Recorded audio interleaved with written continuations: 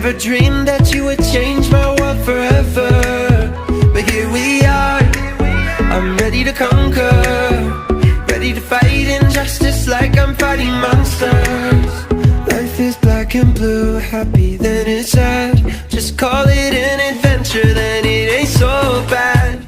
Together we touch the sky, wherever we go we fly. Forever we know adventures in the air tonight. Together we touch the sky, wherever we go we fly. Forever we know adventures in the air tonight. Our dreams will come alive.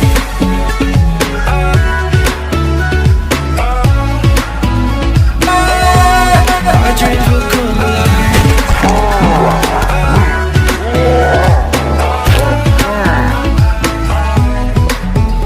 You and me, we found adventure in a land of buried mines, buried treasure. And this could be my last adventure.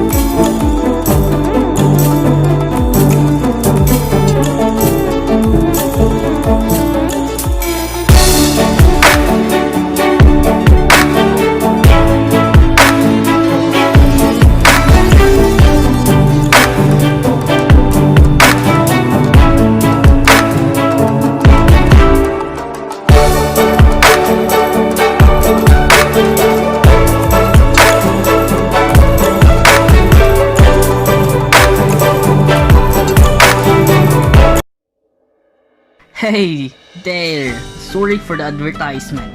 It's my new business, an agricultural business to be exact.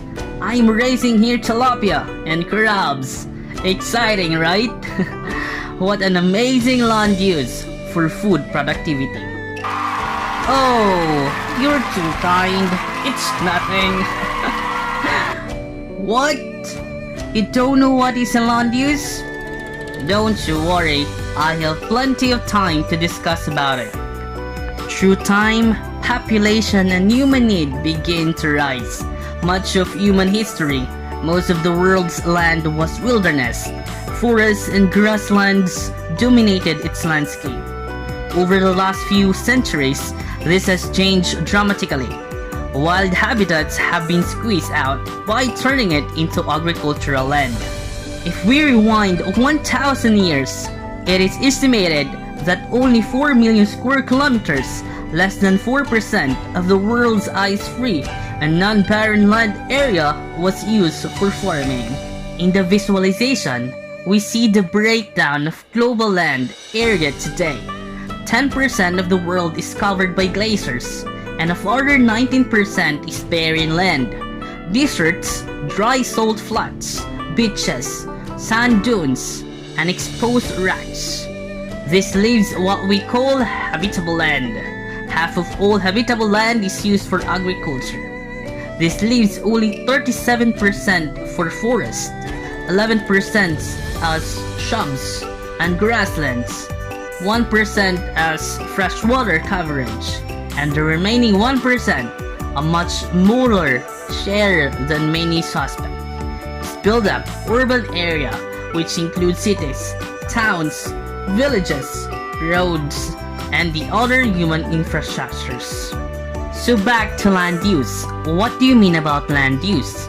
Land use is a word used in the term land use. Refers specifically the purposes for which land is occupied or managed for human ends. How land use is categorized varies according to what it is being categorized for, but common examples include type of cropland, pastures, and settlements. So what are the common land uses? There are many different categories when it comes to land use. The 5 most common uses are recreational, transport, agricultural, residential, and commercial. Let's look upon what is recreational land use. When a property's land use is defined as recreational, it means it is meant to be used for the enjoyment of the people who use it. This could be anything from parks and open spaces to athletic fields, playgrounds, and swimming pools. Cities add recreational land into their blueprints to ensure the area has places for people to go and enjoy. These aren't essential for the development of a community, but help to attract both permanent residents and visitors. We also have transport land use. Transport land is designed for the structures that help people get from one destination to the other. Transport land include things like roads, airports, train station, and subway station. We also have agricultural land use. Agricultural land is used for the growing and harvesting of crops and livestock.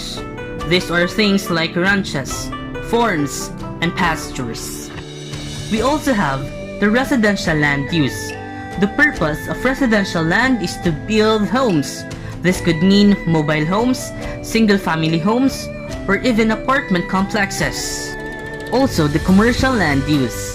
This type of land is designated for businesses, warehouses, shops, and any other infrastructures related to commerce. This type of land is commonly used for office buildings, restaurants, shops, and other businesses.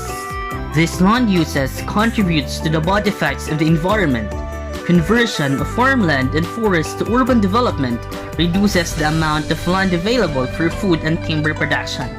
Soil erosion, salinization, desertification, and other soil degradations associated with intensive agricultural and deforestation reduce the quality of land resources and future agricultural productivity. Farmland provides open space and valuable habitat for many wildlife species. However, intensive agriculture has potentially severe ecosystem consequences. For example, it has long been recognized that agricultural land use and practices can cause water pollution, and the effect is influenced by government policies.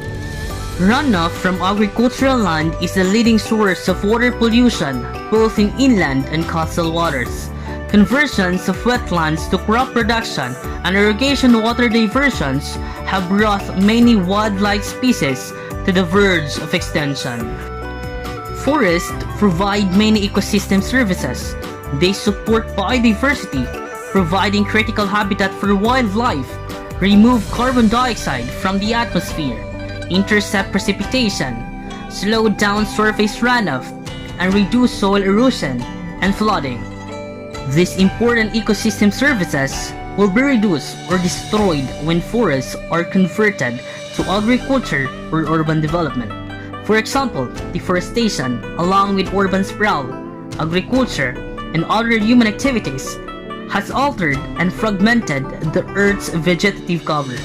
Such disturbance can change the global atmospheric concentration of carbon dioxide, the principal heat-trapping gas, as well as affect local, regional, and global climate. by changing the energy balance on Earth's surface. These are the few of the effects of the intensive and excessive land use, which greatly affect the natural resources of the world. But what is natural resources? Natural resources are usually either renewable or non-renewable.